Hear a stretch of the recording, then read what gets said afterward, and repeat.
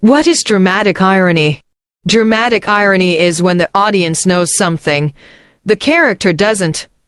It is a plot device often used in theater, literature, film, and television to highlight the difference between a character's understanding of a given situation and that of the audience. More specifically, in dramatic irony, the reader or audience has knowledge of some critical piece of information, while the character or characters to whom the information pertains are in the dark, that is, they do not yet themselves have it same knowledge as the audience, like in Romeo and Juliet. We know Juliet is alive, but Romeo doesn't.